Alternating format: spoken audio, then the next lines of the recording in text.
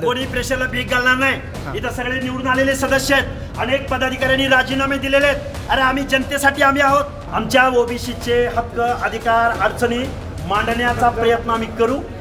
त्या निवडणुकी संदर्भात मी इथं बोलणार नाही, मी बारामतीच्या डायसवर ते बोलेन। ज्या लोकांना आमच्या दारात मतं मागायला यायचे त्या माणसांना आम्ही हा जाब विचारण्यासाठी 24 मार्च रोजी आम्ही ओबीसी आरक्षण बचाव, ओबीसी एल्गार मोर्चा, नवे पर्व ओबीसी सर्व ही भावना डोळ्यासमोर ठेवून आम्ही येत्या 24 तारखेला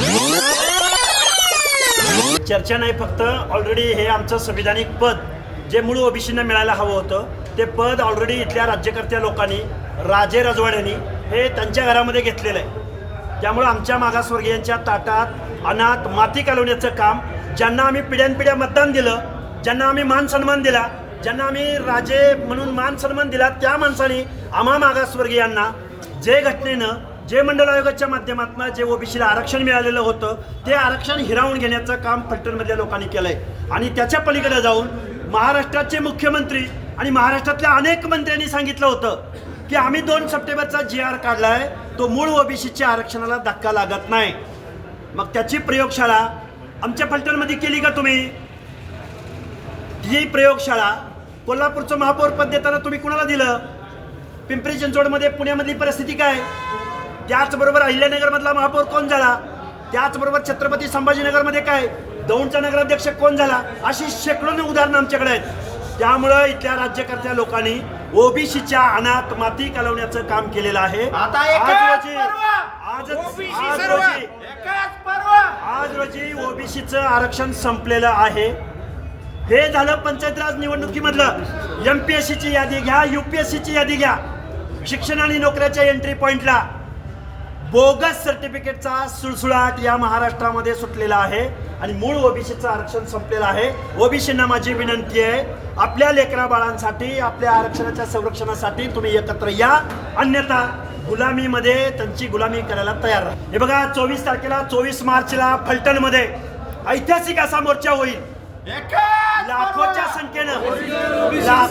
संख्येनं आमचं आरक्षण कसं संपलंय, आरक्षणाच्या संरक्षणासाठी फलटण हे क्रांतिकारकांची भूमी आहे, फलटण हे ओबीसींची भूमी आहे। ज्या लोकांना आमच्या दारात मतं मागायला यायचे त्या माणसांना आम्ही हा जाब विचारण्यासाठी 24 मार्च रोजी आम्ही ओबीसी आरक्षण बचाव, ओबीसी एल्गार मोर्चा, नवे पर्व ओबीसी सर्व ही भावना डोळ्यासमोर ठेवून आम्ही येत्या 24 तारखेला फलटणमध्ये मोर्चा काढत आहोत, मोर्चाची हाक देत आहोत। हा अन्याय कायमच होत आलेला आहे।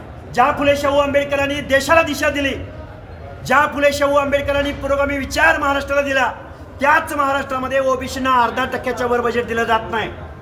ही शोकांतिका आहे। आज आमचं पंचायत राजमधलं आरक्षण गेले तर आम्हाला एवढ्या वेदना आहेत, पण आमच्या हक्क अधिकाराची तिजोरी इथले कारखानदार महाराष्ट्रातले आमच्या बोडक्यावरती बसून आमची पिळवणूक करण्याचं काम करतायत। हे आम्ही ओबीसी बांधवांना समजावून सांगू। सगळ्या जाती कुणीही मागे राहायचं कारण नाही आणि आमच्या ओबीसी जातींबरोबरच विजयंती अबकडे सगळे येतील, SBC येतील, मायक्रो ओबीसी येतील, मायक्रो नाही मेजर ओबीसी आम्ही 60% आहोत, पण आमच्या बरोबर SC आणि ST बांधव, दीनदलित बांधव, बहुजन बांधव सुद्धा येतील। आज आम्ही जात्यात आहोत, तुम्ही सुपात आहात। आज अॅट्रॉसिटी कायद्यासंदर्भात मंत्रिमंडळातली माणसं बेजबाबदार वक्तव्य करतायत, त्याचा सुद्धा निषेध करायला इथं आमची आंबेडकरी जनता येईल, हा आम्हाला विश्वास। आमच्या ओबीसीचे हक्क अधिकार अडचणी मांडण्याचा प्रयत्न आम्ही करू। त्या निवडणुकी संदर्भात मी इथं बोलणार नाही, मी बारामतीच्या डायसवर ते बोलेन। कोणी प्रेशरला भीक घालणार नाही। इथं सगळे निवडून आलेले सदस्य आहेत, अनेक पदाधिकाऱ्यांनी राजीनामे दिलेले आहेत। अरे आम्ही जनतेसाठी आम्ही आहोत आणि ज्या जनतेच्या जीवावर आम्ही राजकारण करतो सगळे होणार सामील, आणि जे कोणी होणार नाही त्यांना शुभेच्छा आहेत। म्हणून आम्ही आमच्या हक्क अधिकारासाठी संविधानिक तरतुदीसाठी आम्ही घरी बसायचं अजिबात चालणार नाही। ओबीसी सारा एक आणि फलटणच्या क्रांतिकारी नगरीमधून या एल्गार मोर्चाची सुरुवात। लाखोंचा जनसमुदाय येणार, लाखोंचा।